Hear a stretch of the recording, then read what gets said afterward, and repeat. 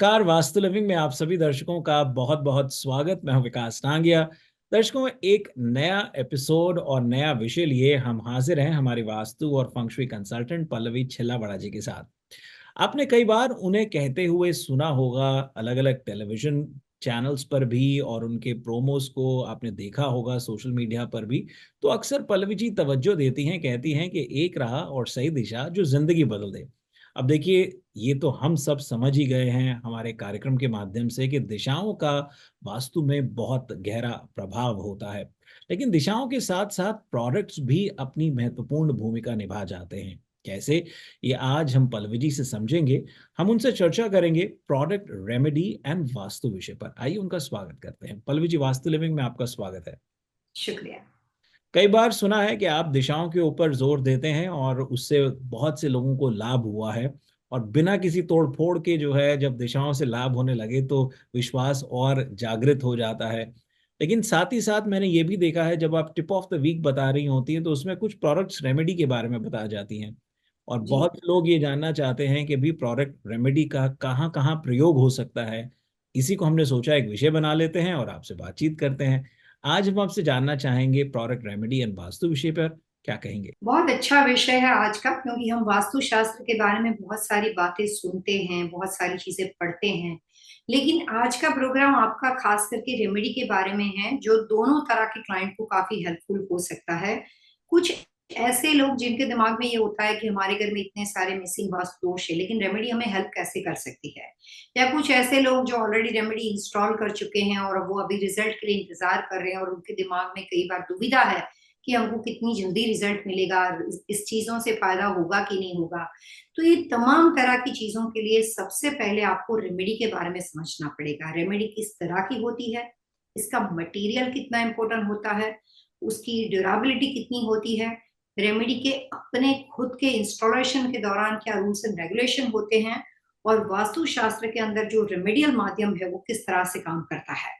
तो वास्तु रेमेडी जो है वो समझना बहुत जरूरी होता है, ताकि आप विषय के साथ अच्छी तरीके से जुड़ पाओ और आपको रेमेडी का इम्पोर्टेंस यानी उसकी महत्ता भी आपको पता चले।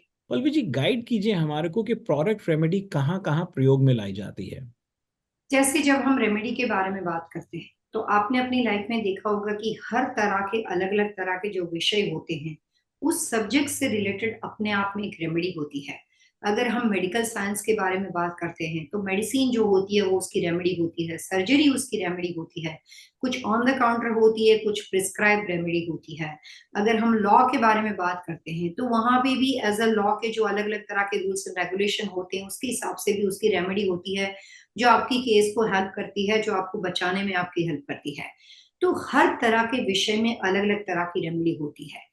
यहाँ तक कि आप किचन में कोई भी कुकिंग करते हो और वहां पे भी किसी वजह से आपका कुकिंग खराब हो जाता है, या किसी चीज को ऐड करनी होती है, या कुछ गलतियां हो जाती है, तो आप उसको अलग अलग तरह के छोटे छोटे टिप्स से आप उसको रेक्टिफाई कर सकते हो। और काफी सारे शेफ आपको अलग अलग तरह की रेमेडी के बारे में सजेस्ट करते हैं, जो कुकिंग इंडस्ट्री में हेल्पफुल होती है। तो रेमेडी हर विषय का हिस्सा होती है। कभी भी कोई भी सब्जेक्ट विदाउट रेमेडी हो नहीं सकता। अब वास्तुशास्त्र के बारे में बात करते हैं। वास्तु जो है वो अपने आप में आपके रहन सहन के आसपास की एनर्जी को बैलेंस करने का काम करता है। आयुर्वेदिक और वास्तु जो है वो इंडियन मैथोलॉजी, हमारे जो भी मैथोलॉजिकल बुक्स है उसके हिसाब से खुद अपने आप में एक रेमेडियल साइंस है, उपचारात्मक साइंस है, जिसमें अलग अलग तरह के आपको रेक्टिफिकेशन और उपाय बताए हैं। जब वास्तु खुद ही उपचारात्मक शास्त्र है, रेमेडियल साइंस है, तो इसका मतलब होता है कि उसके अंदर भरपूर रेमेडी आपको मिलेगी, बहुत सारी रेमेडी मिलेगी। तो यहाँ पे विषय आता है कि रेमेडी किस तरह से की जाती है, सिर्फ प्रोडक्ट्स रेमेडी होती है या किस तरह के अलग अलग तरह के लाभ आप उससे मिल सकते हो। तो मैं 1989 से इस लाइन में, इस इंडस्ट्री में उतने सालों से प्रैक्टिस करती हूँ, जब उस जमाने में वास्तु कंसल्टेंट सिर्फ तोड़फोड़ के बारे में सजेस्ट करते थे, लेकिन उस वक्त भी नए नए एडवांस रिसर्च होते रहते थे। आजकल हम जो अप्लाई करते हैं वो सारे एडवांस वास्तु के टिप्स है, एडवांस फंग शुई के रूल्स एंड रेगुलेशन है, क्योंकि कंस्ट्रक्शन स्ट्रक्चर के हिसाब से चीजों में बदलाव आते हैं, और उसके हिसाब से वास्तु प्रिंसिपल के अंदर जो उपचारात्मक रेमेडियल है वो सब चीजों में भी बदलाव आते हैं। तो आज के जमाने में जब आप कोई वास्तु को अप्लाई करते हो, तो अब तो ये सबको मालूम है कि बिना तोड़फोड़ किया जाता है, लेकिन बहुत पहले हर चीज में कंस्ट्रक्शन स्ट्रक्चर में चेंजेस होते थे, अब नहीं होते हैं। तो तब से लेकर अब तक रेमेडी में भी बहुत सारे चेंजेस आ गए हैं। मेरी इतने सालों की प्रैक्टिस में 2024 के अंदर भी रेमेडी में बहुत सारे चेंजेस आ गए हैं। तो अब हम सबसे पहले रेमेडी के क्वेश्चन मार्क यानी कि रेमेडी के बारे में डिटेल को समझते हैं। तो जिस दिन से आप वास्तु के बारे में जानकारी प्राप्त कर रहे हो, पूरा 180 ईयर्स का एक साइकिल होता है जो वास्तु के रूल्स एंड रेगुलेशन के कैलकुलेशन के लिए फॉलो किया जाता है। 180 ईयर्स के साइकिल को 20-20 साइकिल के 20-20 पीरियड के साइकिल में ब्रेक डाउन किया जाता है।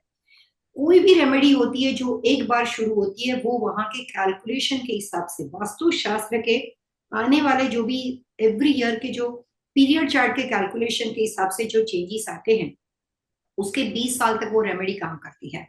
हर 15 टू 20 ईयर्स के अंदर रेमेडी के अंदर बदलाव आ जाते हैं। हर 20 साल में रेमेडी बदल जाती है, कभी एक जैसी रेमेडी हमेशा नहीं रहती है।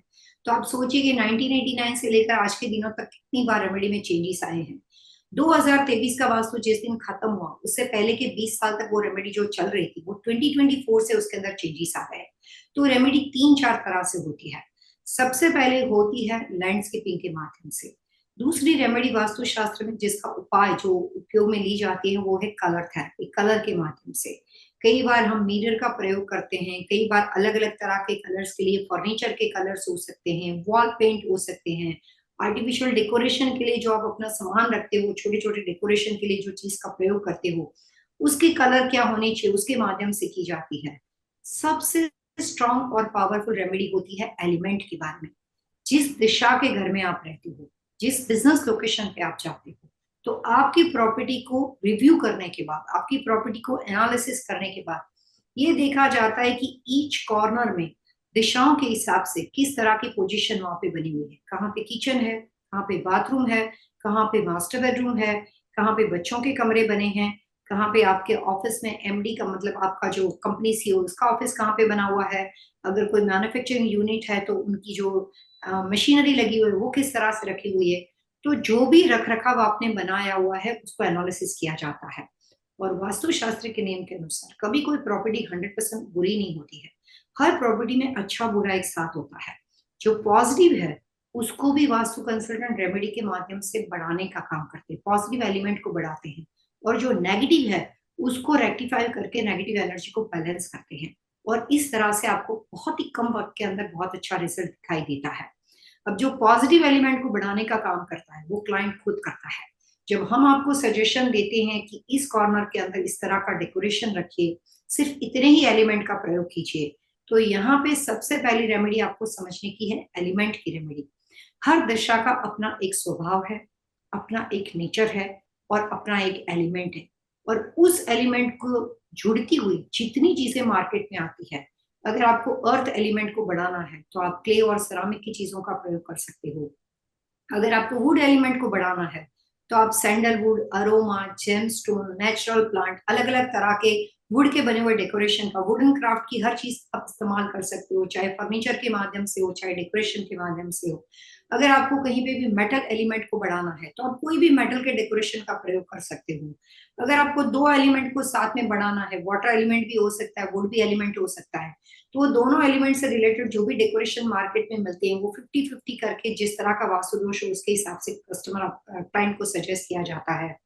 तो एलिमेंट को बैलेंस करने से जो ऑलरेडी अच्छा है लेकिन हमें फायदा नहीं मिलता है, तो वो नुकसान को आप रेक्टिफाई कर सकते हो। मैं आपको एक सिंपल केस स्टडी बताऊंगी।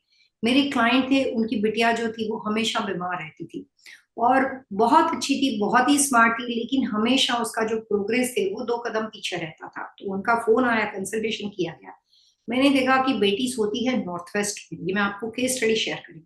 नॉर्थ वेस्ट का एलिमेंट था सॉफ्ट मेटल, और वहां पे उन्होंने पूरे कमरे के अंदर वाटर एलिमेंट का डेकोरेशन लगा रखा था। ब्लू कलर का कमरा था, वहां पे बेडशीट वगैरह के कलर, कंफर्टर वगैरह ब्लू थे, वहां पे वाटर एलिमेंट के बने हुए पिक्चर पोस्टर थे। बिटिया को एक्वेरियम पसंद था तो वहां पे एक्वेरियम रखा हुआ था।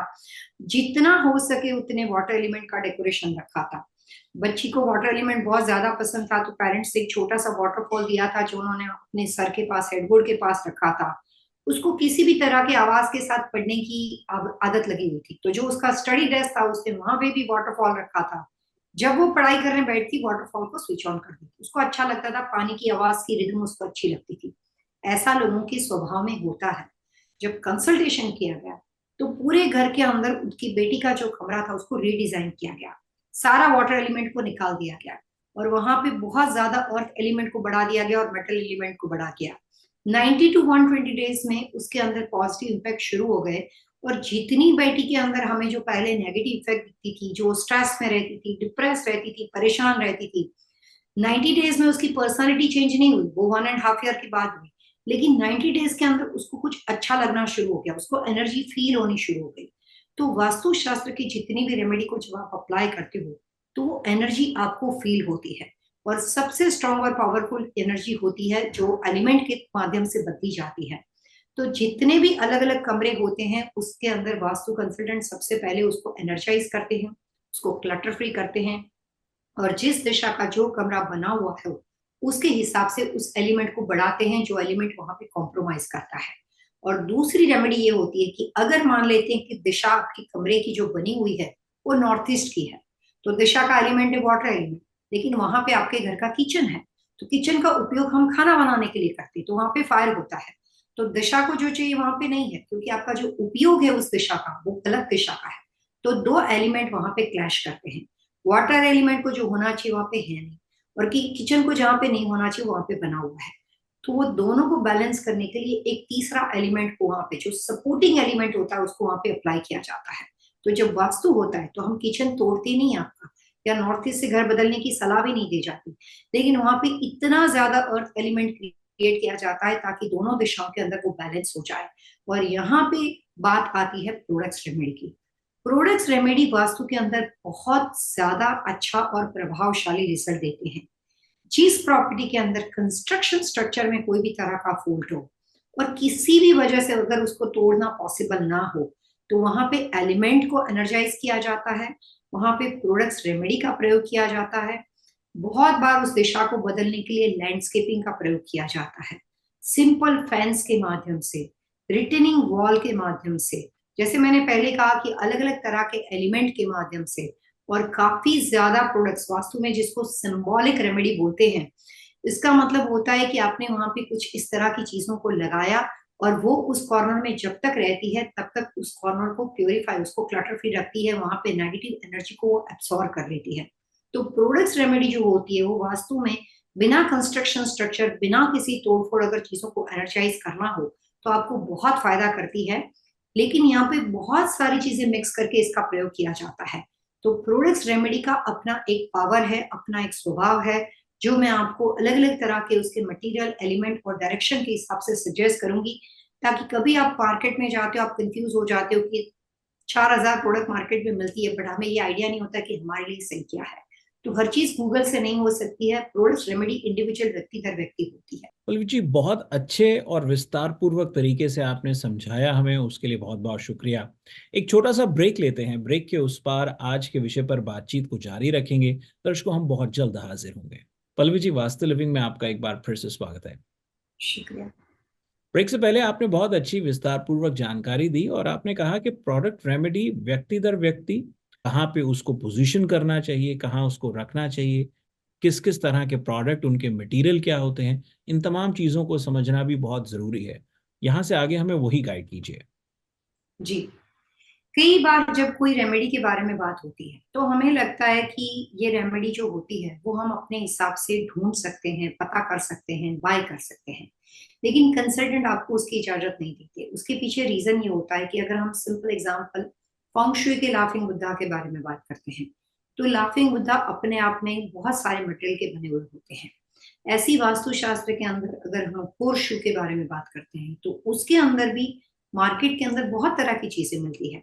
डेकोरेशन के होर्स शू होते हैं जो रियल घोड़े के बने हुए नहीं होते हैं, लेकिन वो सिल्वर के बने हुए होते हैं, जो ऑक्सोडाइज स्ट्रिप का हो सकता है, चांदी के स्ट्रिप का हो सकता है, कई बार मेटल के स्ट्रिप का हो सकता है, लेकिन वो बने बनाए हैं। अब जो ओरिजिनल इफेक्ट है वो जो रियल घोड़े के पैरों से निकले हुए जो जंग लगा हुआ है, कटा हुआ है, लेकिन नेचुरल अपने आप घिसा हुआ है, और जो इफेक्ट देता है वो आपके सारे डेकोरेटिव रेमेडी नहीं देते हैं।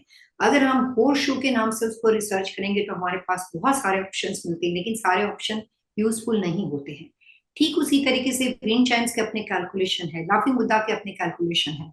लाफिंग बुद्धा 4 मटेरियल के बने हुए आते हैं। सबसे पहले कई बार आपने ग्रीन कलर के देखे होंगे, गोल्डन कलर के देखे होंगे, ब्राउन कलर के देखे होंगे। तो जब कंसल्टेंट सजेस्ट करते हैं तो वो आपके घर की एंट्रेंस को देखते हैं, उस दिशा में जितने लोग रहने वाले होते हैं उसके घर में रहने वाले लोगों का एलिमेंट देखते हैं। अगर घर में एक से ज्यादा वेस्ट टू पर्सनालिटी के लोग हो तो वहां पे गोल्डन कलर के लाफिंग बुद्धा को सजेस्ट किया जाता है। अगर घर में एक से ज्यादा ईस्ट ग्रुप से बिलोंग करने वाले लोग हो तो वहां पे ग्रीन कलर के जो मार्केट में मिलते हैं जेड के बने वो लाफिंग बुद्धा को सजेस्ट किया जाता है। अगर उसी घर में एक से ज्यादा साउथ ग्रुप पर्सनालिटी के लोग हो तो वुड फिनिश के ब्राउन पॉलिश के अंदर मिलने वाले लाफिंग बुद्धा होते हैं उसको सजेस्ट किए जाते हैं। तो रेमेडी व्यक्ति दर व्यक्ति बदल जाती है। कई बार एक ही चीज को स्पेसिफिक कोई खास तरह की रिक्वायरमेंट होती है तो उसके साथ चेंज करके बनाया जाता है। कंस्ट्रक्शन स्ट्रक्चर में सबसे ज्यादा अगर पावरफुल इफेक्ट जो वास्तु के अंदर होती है तो जितनी ज्यादा दिशाएं हेल्प करती है उतनी ही ज्यादा प्रोडक्ट्स रेमेडी हेल्प करती है। लेकिन अगर आपके घर में या बिजनेस में 80% वास्तु दोष हो और सब कुछ आपने प्रोडक्ट रेमेडी से अगर आपने उसके उपाय किए हो तो उस कंडीशन में रेमेडी के इफेक्ट इतने अच्छे नहीं दिखेंगे क्योंकि सब कुछ रेमेडियल बेस पे है। लेकिन अगर आपका घर 6/10 स्केल हो या 8/10 स्केल हो, 60% चीजें अच्छी है, 80% चीजें अच्छी है, 10-20%, 30%, 40% आपने रेमेडी की है तो भी उस घर के अंदर 90 to 120 डेज में रेमेडी एक्टिवेट हो जाती है। वास्तु शास्त्र की कोई भी रेमेडी एक्टिवेट होने में ज्यादा टाइम नहीं होती है। रेमेडी के लिए जो उसका मटेरियल होता है वो व्यक्ति दर व्यक्ति अलग अलग होता है। प्रोडक्ट्स रेमेडी जो होती है वो ज्यादातर दिशाओं के साथ सपोर्ट करती है तो उसका विजिबल होना जरूरी नहीं होता है। मेजोरिटी रेमेडी जो होती है वो रखने के लिए कुछ कॉर्नर और दिशाएं सजेस्ट की जाती हैं। जब कभी आप मार्केट से कोई भी रेमेडियल चीज किसी की सुनी सुनाई बातों से ले लेते हो कि भैया ये हमने टर्टल रखा था हमें बहुत फायदा हुआ हम बाय कर लेते हैं, और जिसने खरीदा था उसका दरवाजा नॉर्थ फेसिंग था, जिसने सुनी सुनाई बातों से खरीदा उसका दरवाजा वेस्ट फेसिंग है, वो वेस्ट फेसिंग में टर्टल रख देंगे उसको नुकसान हो जाएगा। तो अगर हम प्रोडक्ट्स रेमेडी का एक अगर सिंपल उदाहरण टर्टल के थ्रू देना चाहें तो टर्टल का वास्तु ये फिक्स होता है कि टर्टल नॉर्थ दिशा में लगता है और सिर्फ उतने ही घरों में लगता है जिसका दरवाजा नॉर्थ का पड़ता हो। अगर इसके अलावा किसी भी दिशा का दरवाजा है तो आप उसका प्रयोग नहीं कर सकते हो। वेस्ट फेसिंग के एंट्रेंस डोर के लिए डिफरेंट रेमेडी होती है, साउथ फेसिंग एंट्रेंस डोर के लिए रेमेडी अलग होती है। तो एक बात को समझना बहुत जरूरी होता है कि मार्केट में मिलने वाली हर चीज से आप रेक्टिफिकेशन नहीं कर सकते हो या कोई शोकेस की बनी हुई चीजें नहीं कि आप घर में डेकोरेशन में खरीद सकते हो। ईच एंड एवरी एलिमेंट कहाँ पे क्या पड़ेगा और किस एलिमेंट का आप सामान खरीदोगे वो आपके कंसल्टेंट या आपके अपने एक्सपर्ट आपको सलाह देते हैं या आपको खुद के इसके बारे में किसी से सलाह मशवरा करके जानकारी लेनी चाहिए और उसके बाद आप उसको अप्लाई कर सकते हो। ज्यादातर जितने भी एलिमेंट दिशाओं के साथ है उतने ही एलिमेंट के बने हुए रेमेडियल प्रोडक्ट्स को खरीदना चाहिए।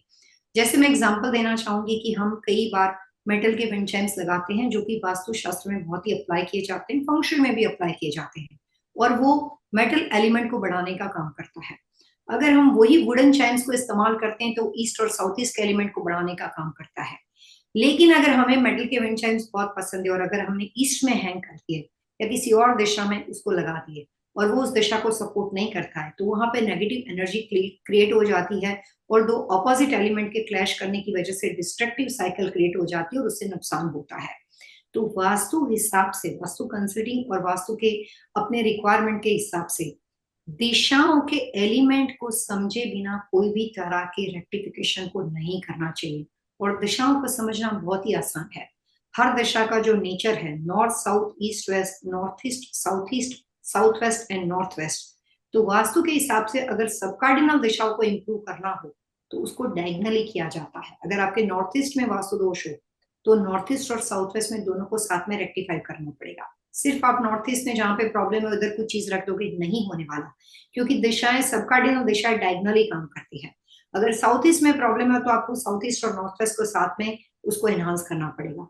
लेकिन बात कार्डिनल दिशा की वो बदल जाती है।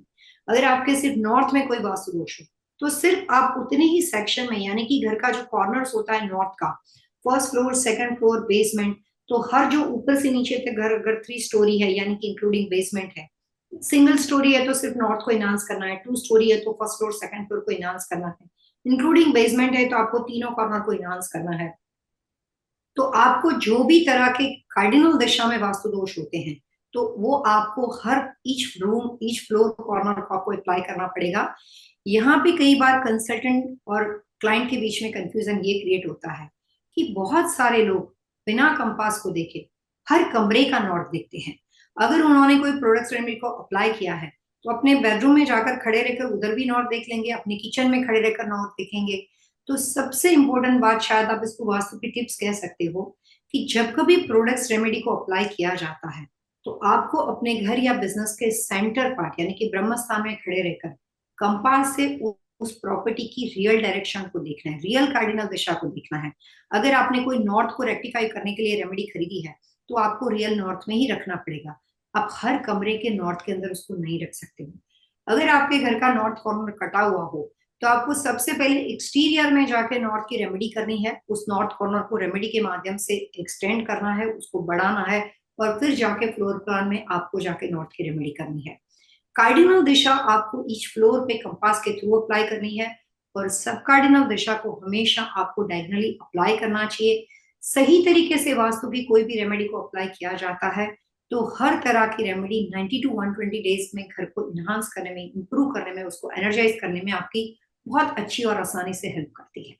जी, दर्शकों, वास्तु लिविंग में अब वक्त तो चला है एक और छोटे से ब्रेक का। ब्रेक के उस पार हम पल्लवी जी से जानेंगे टिप ऑफ द वीक और फिर आज के विषय पर बातचीत को जारी रखेंगे। बहुत जल्द हाजिर होंगे। स्वागत आप सबका एक बार फिर से। आप देख रहे हैं वास्तु लिविंग और आज हम अपनी वास्तु और फंक्शुई कंसल्टेंट पल्लवी जी से बातचीत कर रहे हैं प्रोडक्ट रेमेडी एंड वास्तु विषय पर। आइए इस विषय को और आगे बढ़ाते हैं। पहले उनका स्वागत करते हैं और उनसे जानते हैं tip of the week. Pallavi ji, Vastu living में आपका स्वागत है। टिप ऑफ द वीक क्या है?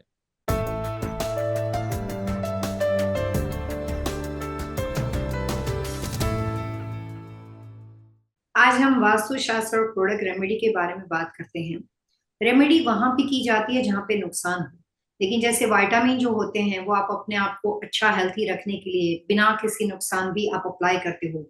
वैसे वास्तु में भी कुछ ऐसी इनोसेंट रेमेडी है जो कोई भी अप्लाई कर सकता है जिससे फायदा होता है, और वैसी एक प्रोडक्ट रेमेडी है जो वास्तु शास्त्र के हिसाब से, जिसको हम वेल्ट्री बोलते हैं, और फंक्शुई के अंदर लाफिंग बुद्धा।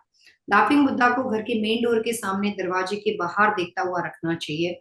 और अगर आपने अपने घर में वेल्ट्री, फाइनेंशियल सिचुएशन में आपके एक्सपेंस बहुत ज्यादा बढ़ जाते हैं, आपके खर्चे बहुत ज्यादा बढ़ जाते हैं, और फाइनेंशियल स्टेबिलिटी के लिए अगर आपने रखा हुआ हो तो आप अपने घर के साउथ वेस्ट कॉर्नर में आप अपने सेफ बॉक्स के अंदर वैल्यूएबल चीजों के अंदर रख सकते हो। और वो बहुत ही इनोसेंट रेमेडी है जो हर तरह की रेसिडेंशियल कॉमर्शियल प्रॉपर्टी में, आप किसी भी कंट्री में रहते हो, आप अप्लाई कर सकते हो। जब कभी वास्तु कंसल्टेंट आपको कोई रेमेडी सजेस्ट करते हैं तो उसमें कुछ ऐसी इनोसेंट रेमेडी को भी अप्लाई किया जाता है जो आपको हर हाल में हेल्प करेगा, और कुछ ऐसे स्पेसिफिक रेमेडियल चीजों को अप्लाई किया जाता है जो उस घर में सबसे बड़े वास्तु दोष के साथ जुड़ा हुआ होता है। पल्लवी जी, आपने कुछ इनोसेंट रेमेडी का जो एक इस्तेमाल किया शब्द का, तो उस वक्त ध्यान में आया कि एपिसोड को खत्म करने से पहले आपसे झटपट ये भी जान लिया जाए कि कुछ ऐसे वास्तु और फंक्शुई के प्रोडक्ट रेमेडी से जुड़े प्रोडक्ट्स जो, जैसे क्रिस्टल अमूमन घरों में देखा जाता है, लाफिंग बुद्धा देखा जाता है, बैम्बू प्लांट्स को देखा जाता है, कुछ लोग छोटे छोटे फाउंड, कुछ ऐसे प्रोडक्ट्स के बारे में हमें गाइड कीजिए जिनसे, देखिए, जाने अनजाने फायदा तो हो सकता है लेकिन जाने अनजाने नुकसान नहीं होगा। थोड़ा वो गाइड कर दीजिए। इनोसेंट रेमेडी के बारे में जब हम बात करते हैं, या फिर ऐसे कह सकते हैं कि बहुत ज्यादा पॉपुलर रेमेडी के बारे में बात कर सकते हैं, तो फेंगशुई के बारे में अगर हम सबसे पहले बात करें, फेंगशुई अपने आप में बहुत सारी सिंबॉलिक चीजों को, फेंगशुई के अंदर रेमेडियल माध्यम बहुत ज्यादा होता है। वास्तुशास्त्र के अंदर भी इक्वली आपको रेमेडी दिखाई देगी, लेकिन फेंगशुई के अंदर लाफिंग बुद्धा का प्रयोग किया जाता है अलग अलग तरह के विंड चाइम्स एलिमेंट को इनहांस करने के लिए। विंड चाइम्स बहुत आसानी से मिल जाते हैं, तो आप अपने अलग अलग दिशाओं के हिसाब से, जो मटेरियल का चाहिए उसके हिसाब से, वो भी इनोसेंट रेमेडी है जो आपको दिशा को एनर्जाइज करने में आपकी हेल्प करते हैं। गलत दिशा में लगाने से वो कई बार आपको वहां पे रिजल्ट नहीं मिलते हैं, या विंड चाइम से कई बार नुकसान हो सकता है, लेकिन लाफिंग बुद्धा कभी भी आपको नुकसान नहीं करता। लेकिन लाफिंग बुद्धा, विंड चाइम दोनों को इनोसेंट रेमेडी कहा जाएगा क्योंकि वो आसानी से अवेलेबल होता है। वाल ट्री को भी आसानी से मिल सकता है, कहीं पे भी मिल सकता है, आप अपने घर में अप्लाई कर सकते हो। उसमें कई बार आपके घर के स्क्वायर फीट के हिसाब से कुछ उसको कम ज्यादा किया जा सकता है। आगे चल के मुझे मौका मिलेगा तो मैं आपको कुछ ऐसी स्पेसिफिक रेमेडी के बारे में बताऊंगी जो आपको प्रॉपर्टी के अंदर बहुत ज्यादा फाइनेंशियल लॉस, बैंकरप्सी सिचुएशन, घर के बहुत ज्यादा कॉर्नर कट होते हो, 7 कोने का बना हुआ घर हो, 5 कॉर्नर के बने हुए फ्लोर प्लान की चीजें हो, या स्पेसिफिक बहुत बड़ा वास्तु दोष हो, घर का नंबर 8 पड़ता हो, 5 पड़ता हो, कुछ ऐसे कैलकुलेशन गलत हो, तो वहां पे आप अप्लाई कर सकते हो। और इनोसेंट रेमेडी में घर के नंबर जो होते हैं, हाउस नंबर, ऑफिस नंबर, वो भी आप सिंपल पेंट के माध्यम से उसको फिक्स कर सकते हो। आर्च का प्रयोग किया जाता है। आर्च बहुत ही आसानी से मार्केट में मिल जाती है। वास्तुशास्त्र के हिसाब से आर्च जो होता है वो एनर्जी को तुरंत ही बैलेंस करने का काम करता है। अगर आपको लगता है कि आपके घर में बहुत ज्यादा डिस्ट्रक्टिव एलिमेंट है, तो वहां पे मेन डोर के आसपास आर्च का प्रयोग किया जाता है। कुछ ऐसे गोल्डन स्टोन का प्रयोग किया जाता है जो सिर्फ वेस्ट और नॉर्थ वेस्ट की प्रॉपर्टी के लिए अप्लाई किए जाते हैं। घर के एंट्रेंस में दाखिल होने के साथ या कमर्शियल प्रॉपर्टी में दाखिल होने के साथ जो आपका राइट शोल्डर होता है, राइट शोल्डर के बाहर कॉर्नर पे छोटे छोटे पेबल से आप छोटा सा माउंटेन जैसा बना सकते हो, ब्यूटीफुल छोटा सा, जिसकी हाइट लेस देन 12 इंच से ज्यादा छोटी होती है। और उसको गोल्डन कलर से पूरा स्प्रे किया जाता है, उसको गोल्डन फॉर्मेट में बनाया जाता है, जो वेस्ट और नॉर्थ वेस्ट की प्रॉपर्टी में बहुत ही अच्छा और पॉजिटिव रिजल्ट देता है। ज्यादातर वास्तु में इनोसेंट रेमेडी जो होती है वो मेन डोर के आसपास की जाती है।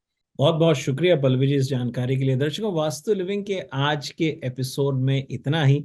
यदि आज के एपिसोड से संबंधित आपके मन में कोई सवाल है, सुझाव है, आप चाहते हैं कि हम पल्लवी जी से अन्य किसी विषय पर बातचीत करें, तो आप हमें लिख सकते हैं vastu@tvasiausa.com पर। और यदि आप पल्लवी जी से सीधा संपर्क करना चाहते हैं तो सरल आसान तरीका है vastulivingwithpallavi.com। पल्लवी जी, अगले अंक तक के लिए आइए, दर्शकों से मिलकर के आगे लेते हैं। Wish you all happy vastu. Vastu